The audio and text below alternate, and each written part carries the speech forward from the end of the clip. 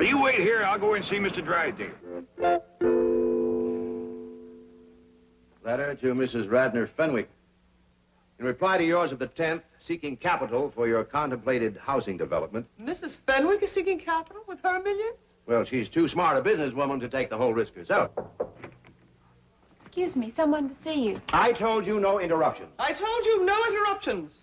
Sorry, Mr. Clampett, no interruptions. Clampett! Well, come in, come in. Well, I don't want to be no bother. Oh, it's always a pleasure to see you, Mr. Clampett. Coffee for Mr. Clampett. Coffee for Mr. Clampett. You help. Well, now, don't make no fuss over me. Oh, it's my privilege to make a fuss over you, Mr. Clampett. I was going over your account just this morning. And do you realize that now you have almost $40 million in my bank? Well, I reckon that money of mine is getting to be a powerful nuisance to you. What? Well, I'm obliged to you for storing it here, but it seems to me like I ought to be paying you rent or something. Oh, no. I'm delighted to do it. That's mighty kind of you. Now, I've come to ask you another favor. More money to store? No. I'd like you to get me one of them airplane tickets to go back home. Oh, my pleasure. Home? Oh, you mean just for a little visit? Oh, it's more than that. Why, what's the matter? Did someone offend you? Was it my wife? Has she been shooting off her big Boston bazoo again? Miss Drysdale, it wasn't that at all. Everybody's been surpassing good to us. Elly May is the reason I want to go back to the hills. Oh. Homesick, eh? Well, I tell you what. I'll have your cabin flown out here, log for log, and every tree and bush around it. And we'll put it in your backyard. Then we'll dig a creek, just like the one at home. And we'll stock the whole place with possum, raccoons, hound dogs, bobcats, and whatever Elly wants. She could just run wild. But that's what I moved out here to get Elly away from. I was hoping you folks would turn her into a lady. But I think she's getting worse. Coffee time! You're to blame for this. It was your responsibility to turn that wild girl into a lady, and you failed.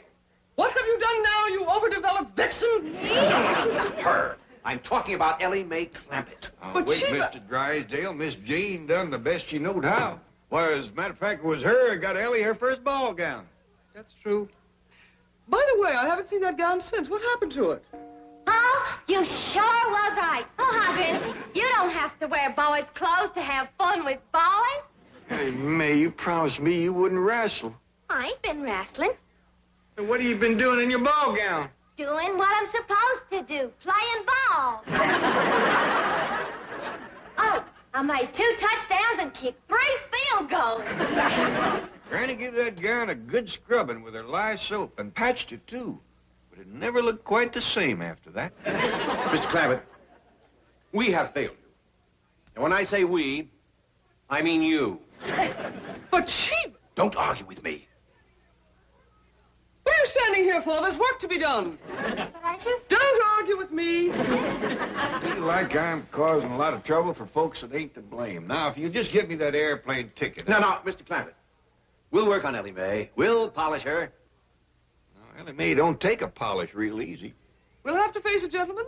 Elly May is a wildcat on wheels. Oh, you heard about this morning, did you? But what? Elly being on wheels.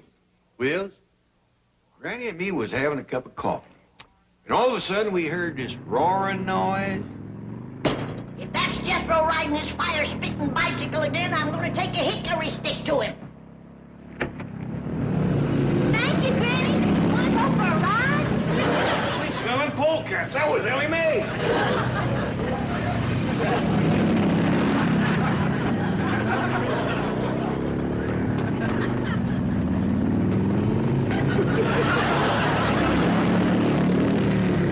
Shut that door, Jed. I'll cut through this way and snatch her off that contraption and paddle her big Jed. Granny, carry her away! No, I won't! Hold on, Granny, I'm coming. I never would have caught her if she hadn't rode that thing into the cement pond. Oh, poor Granny. When I pulled her out, she was madder than a wet hen. Wetter, too. Right then, her and me decided that what Elly needed was a full-time mom. You mean you're getting married? Oh, I got to, for Elly's sake. That's the reason I need that airplane ticket. I'm fixing to go home and court myself a hill woman. How about a Beverly Hill woman? Oh, these fine city women wouldn't look twice at a grizzled-up old mountain goat like me. you talking about? Mr. Clampett, you are one of the most eligible bachelors in this entire city. When word gets out that J.D. Clampett is seeking a bride, there will be women beating down your door. Might be a good test for him. It'd take a strong one to handle Elly. That's the reason I think I'd best do my courting back home, and the quicker the better. No. Let me take care of everything. I guarantee I will find the woman right here in Beverly Hills. And today. Well, that's mighty nice of you. My pleasure. Thank you. Chief, I am as eager as you to find Mr. Clampett a mate locally. But should you have guaranteed to find him one today? I'm not worried. Beside me, stalwart and true as always, I have the finest secretary in the world. Thank you, Chief. A loyal and dedicated girl, to whom responsibility is a sacred word. A girl who will never fail me when duty calls. Thank you, Chief. You'll make Jed Clampett a fine wife. Me? I? You. But, Chief, I promised to Jethro. Oh? Who promised you? Me? I. Excuse me, Mr. Drysdale. Hey, what about her? She's too young for Mr. Clampett. I mean for Jethro. You're for Mr. Clampett. What is it, Janet? The guard downstairs just phoned to say that Mrs. Radnor Fenwick is on her way up to see you. Oh, yes. It must be about that new housing development. She's... Hey, wait a minute. She's a widow.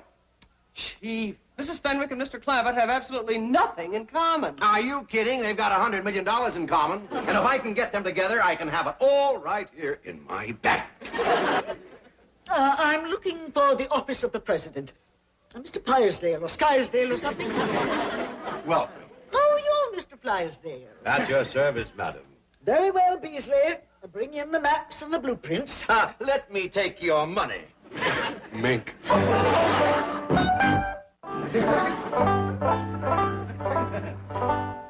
Howdy do, ma'am. My name is Jed Clampett, and Mr. Drysdale, my neighbor, said you're prime for a little courting. I brung my guitar, and if we can set in your porch swing out yonder, I'll take a crack at serenading you. Excuse me, ma'am.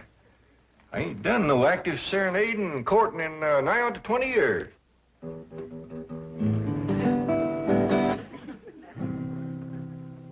Oh, my darling, oh, my darling, oh, my Jed? darling.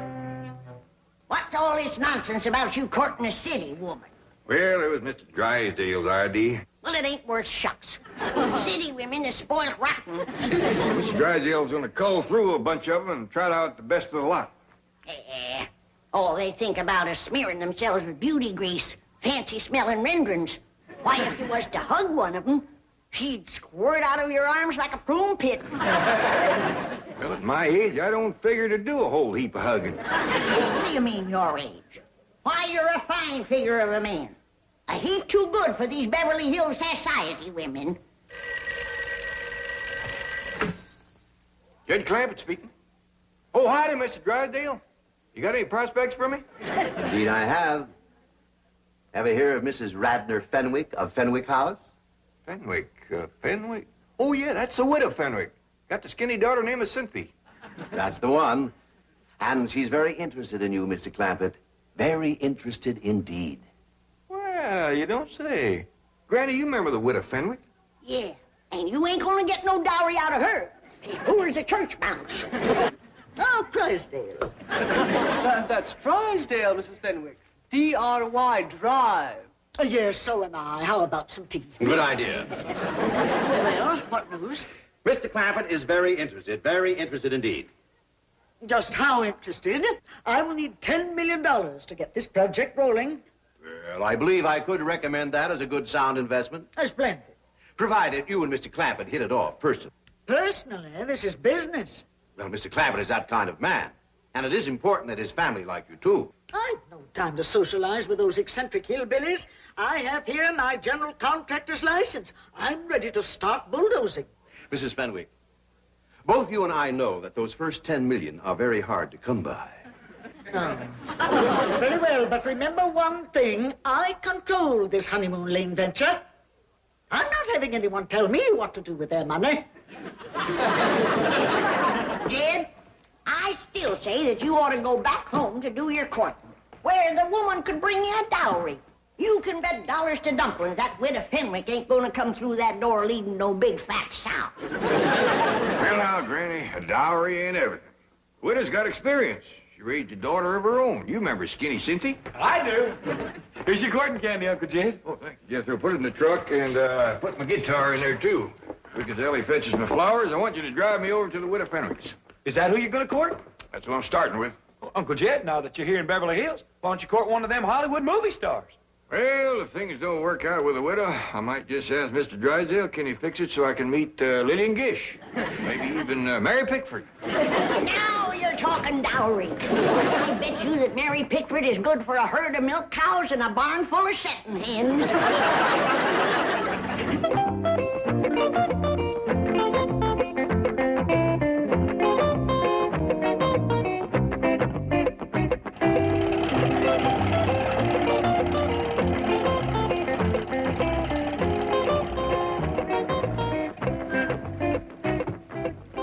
Appears like they still living in this little house. Still got the name on it, big as life. Yeah, poor but proud. Hey, Uncle Jed, I got an idea.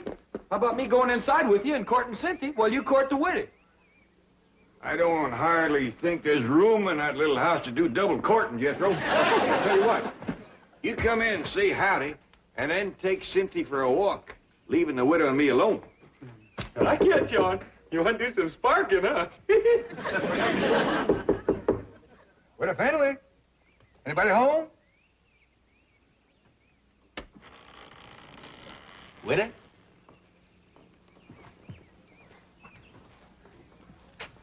Don't appear to be nobody home. Well, hot diggity dog. Now you and me can eat the candy. Get out of there. Come on, let's go.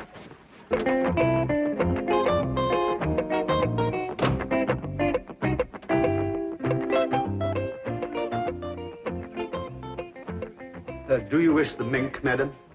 No. I think better psychology not to appear too affluent in front of these hill types. However, I will take blue chip. Oh, Holmes always makes such a good impression. Wait in the car. I'll telephone if I need to. Very good, madam.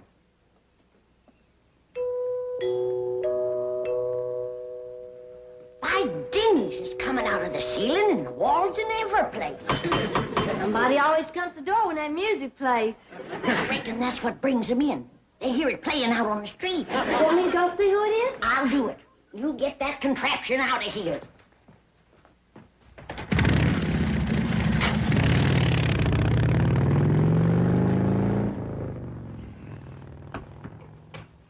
Well, Widow Fenwick, come in. How do you do? I see you managed to scrape up a dowry. Little lamb, ain't he? Oh, indeed he is. Well, he ain't much. But it shows your heart's in the right place. Come on out to the kitchen and we'll commence fattening him up. I'm fixing to court you 'em all. Not bad. Is that why the widow Fenwick done come over? She here? Sure is. Mr. Beasley yonder brung her over in his new car. Beasley, huh? I sure hope Mr. Beasley ain't got first call on the widow. Wouldn't want to be grazing in another man's pasture.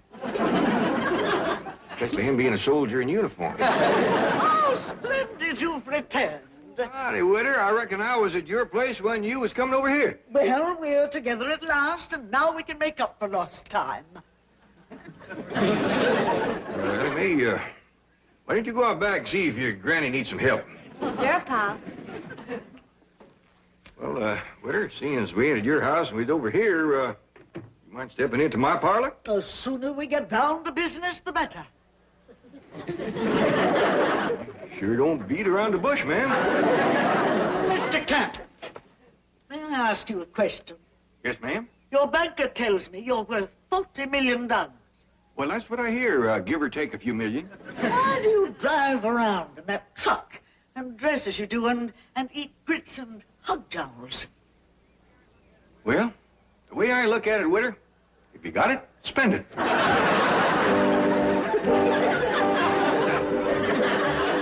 All right. Thank you. Well, Mrs. Fenwick crossed me up, went over to see Jed Clampett. I wanted to prepare him before she got there. Chief, you're a banker, not a matchmaker. Aren't you meddling where you don't belong? Any place where there's $100 million floating around, I belong. Oh, hello, Granny. Milburn Drysdale. Yes, may I speak to Mr. Clampett, please? No, you can't. He's in the parlor fixing to spark the widow. Bye. Well, I've heard of skin the cat, spin the bottle, but what is spark the widow? Spark the widow! You see, it's already working. Now, who says I'm not a matchmaker, eh? Come on, let's get over there and help. I smell money.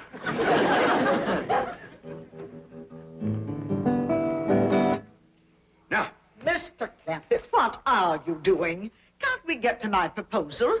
well, ma'am, I kind of like to tune up, sing you a song or two first, kind of get you in the mood. I'm in the mood.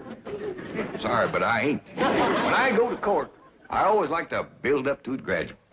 But you're not going to court. I ain't? No, there's no need for that. Once we reach an agreement, my lawyer can handle everything. Don't that kind of take the fun out of it? Mr. Clampett, I am not in this for fun. Now, look, I'll put my cards right on the table. You are the man I would like to have come with me into Honeymoon Lane. Well, thank you, ma'am. That's mighty flattering to an old goat like me. Nonsense, you have what I'm looking for. So now, what is it? Yes or no? You kind of got me pushed into a corner, Widder. I thought I was going to be the one to do the asking, not the answering. Well, ask away. I have nothing to hide. What are you in doubt about? Your banker likes what I have to offer. Dun & Bradstreet have given me their highest rating. The city engineer has approved my construction. Ma'am, I ain't doubting them, but them's things a man kind of likes to find out for himself. Clampett, I'm sorry to rush you, but time is money to me. There are several very wealthy men in this town that would jump at my proposal like that. But I like you. Now, I have the license, and I have the heavy equipment. Yeah, I reckon you do. All right, then, if you'll just answer yes, we can get started on Honeymoon Lane today. Now, what do you say? Widder, ain't you being a mite pushy? You're darn tootin' she is. And if she's this pushy, flat-busted broke, thinks what she'll be when she gets her hands on your money.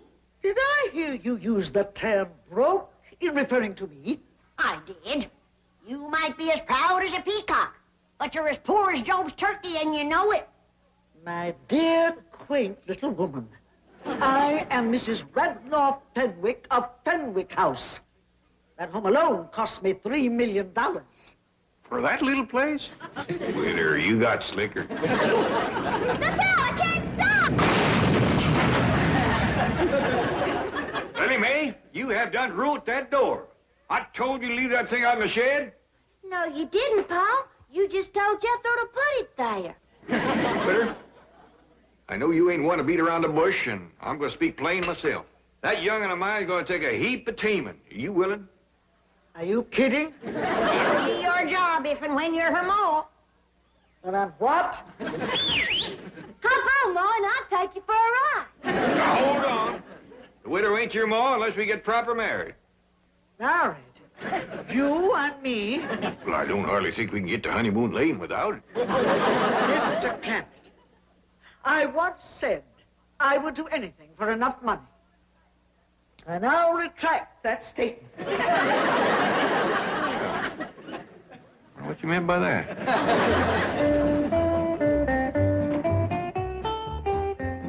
Mrs. Fenwick is still here. That's a good sign. She and Jed must be hitting it off. Ah, Mrs. Fenwick. Out of my way, dry pail. Did something go wrong? Everything. That hillbilly untouchable wants to marry me. Me. You can't blame him, Mrs. Fenwick. You're a ravishingly beautiful, devastatingly seductive woman. You are intoxicated. Just a minute, Widow Fenwick. Oh, my darling, I almost left you come to my arms. I'm sorry, Widow. I just don't think we'd hit it off. Here's your dowry back. Widow Fenwick, sometimes the happiness we're looking for is right in our own backyard. Now you take Mr. Beasley there. Oh, thank you, I shall. Quickly, Beasley, take me home. Oh, it's just all so confusing. Kind of a skimpy diary, but don't set too much store by that. How long you been in the service? 15 years, sir. That long, huh? Well, maybe now with a good woman behind you, you'll soon have some stripes on them sleeves. World of happiness to the both of you.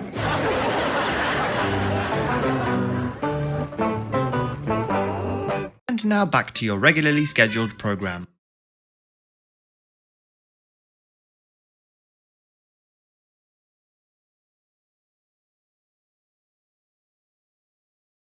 Now hear that? Get out of here!